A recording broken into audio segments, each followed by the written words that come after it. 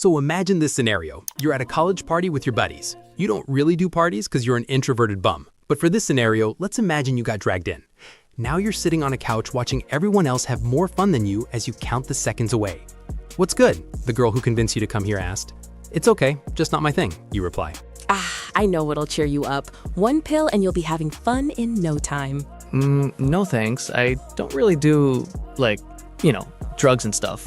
Come on, everyone here does this stuff. It's not drugs, it's just a little morphine. Stuff's not even illegal. You trying to be better than us? It's not? Yeah, otherwise how would I have it? Come on, take it. Convinced, you decide it can't be that bad. You chug down a pill and, oh hey there, what's 50 times more potent than heroin but somehow 100 times easier to come by than a girl who likes you?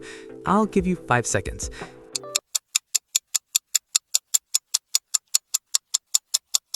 If you chose fentanyl, you're correct. If you chose femboys, you're also correct. But for the sake of this video, I'll only talk about fentanyl. Let's go back to the party. That pill you just took? That wasn't morphine, the prescription drug. That was fentanyl, or morphine laced with fentanyl. And the lethal dose for humans is about 2 milligrams, or thereabouts. That literally just as heavy as 5 grains of salt. You can't even see that shit. But your girlfriend didn't know it was laced. She just bought it from a guy named Zach at an alley at the back of that rundown McDonald's. How was she supposed to know that he wasn't FDA approved?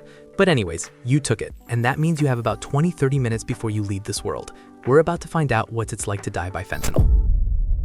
So what the hell even is fentanyl? And why the hell is something that deadly being mixed in with actual medicine to be abused later by guys named Zach? First of all, fentanyl is also a usable drug. It's a synthetic opioid created around 1960 by a guy named Dr. Paul Jansen, who was probably trying to cure cancer or some shit, but accidentally went on to create the most lethal way to accidentally kill a drug addict. It's not all doom and gloom though. Hospitals still use it because it's an incredible opioid that binds in with the chemicals in your brain and basically tells your whole body to stop feeling things.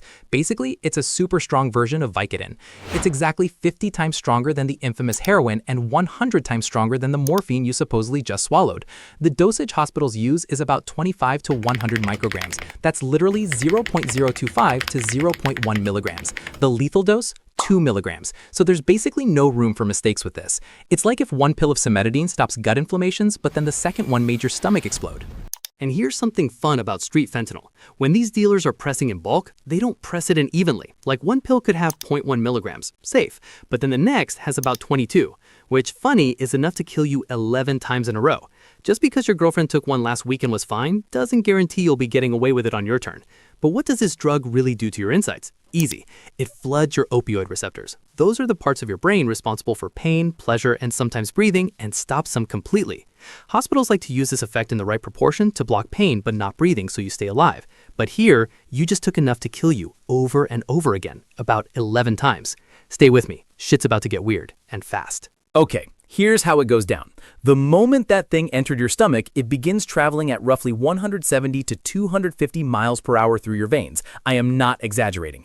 Fentanyl is literally the fastest opioid out there. So you have about 10 to 30 minutes maximum depending on your body weight and dose. Let's run through it. For the first 5 minutes, everything is amazing. You feel much better than you have in your entire life. Fentanyl slams into your opioid receptors like a freight train made of pleasure and bad decisions. While this part of your brain may control pain, they also control pleasure and bliss. Every single issue that had been bothering you, work, stress, anxiety, lack of pussy, it all fades to nothing. You feel warm, content, and happy. Your girlfriend is talking to you, and everything she says is suddenly the funniest shit you've ever heard. You're finally cool enough for her. But on the downside, your breaths per minute just drop from 16 to 10, then 7, and it keeps reducing. You see, the horrible thing about dying by fentanyl is that it doesn't just kill you, it goes up to your brainstem and tells the part of your brain in charge of breathing and automatic heart beating to chill the fuck out. And your brainstem had no choice but to comply, but you don't notice this. You feel awesome. 5 to 10 minutes in, the bliss is stopping. It's shifting into something much less soothing. You're no longer happy or calm. You're sedated. Your chick asks if you're okay. You try to answer, but the words come out slowly, almost muffled, as if you can't even control your own tongue. Your vision starts getting distorted, not blurry, more like you can see things exactly as they are, but your brain's not really processing it right. The music from before, along with her voice, is now muffled and kind of distant, like you're in a drum filled with water really far away. But you're not worried about it, not because you don't want to, but your brain's too deoxygenated to simulate even the most fundamental emotions like fear or anxiety. You just feel really tired.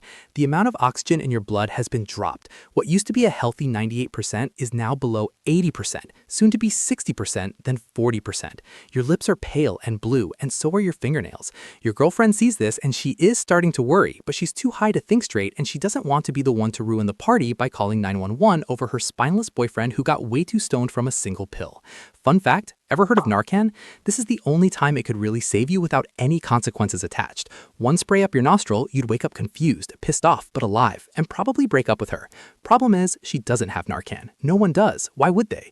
These aren't hardcore back alley drug users. These are just dumb college kids having fun. But check this out. 10 to 15 minutes, you're out, fully unconscious. This is the best part. Your breaths per minute is now almost at 0, maybe like 1 breath per minute, or just every 30 seconds. Your brain is choking out. Fun fact about your brain, it's only 2% of your body weight, for most of you, but it uses up to 20% of your body's oxygen. It's a resource hog. But right now, in this moment, fentanyl makes sure it's getting little to nothing. The part of your brain responsible for things like consciousness, memory, and decision-making, gone. Currently unavailable. What's left is just your brainstem trying desperately to keep the heart beating. And it's failing. Your girlfriend and the others at the party are breaking out. They're slapping your face. She's yelling your name. You don't respond. You can't. Not when you're no longer there. Finally, someone thinks to ring 911. Hold up. Look, from skeleton to flesh, if you see someone unresponsive at any event, it's best to call 911 immediately. I know you're scared that you might get in trouble, but you know what's worse than getting in trouble? Your buddy ending up as one of these statistics. Anyway, back to your demise. 15 to 25 minutes. You've stopped breathing entirely, you're suffocating but don't even notice it. The amount of oxygen in your blood is in free fall, 60%, then 50%, then 40%. It keeps declining. Your organs are screaming at your heart to give them something, anything, your brain especially.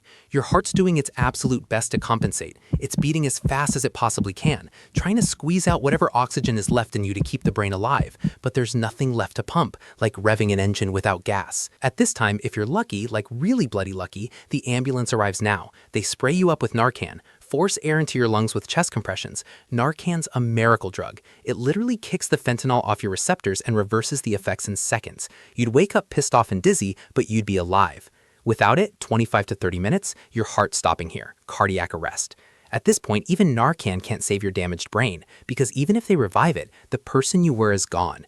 Technically, you might survive, but at this point, you can no longer be anything more than a beating heart with a few organs attached through blood and veins. But you, the person who gave into a little pressure from a stupid girl who just wanted to be cool, you're already gone. Here's the saddening part. From the outside, fentanyl overdose looks peaceful. No screaming, pain, pleading, or begging. You just stopped. Yo, check this.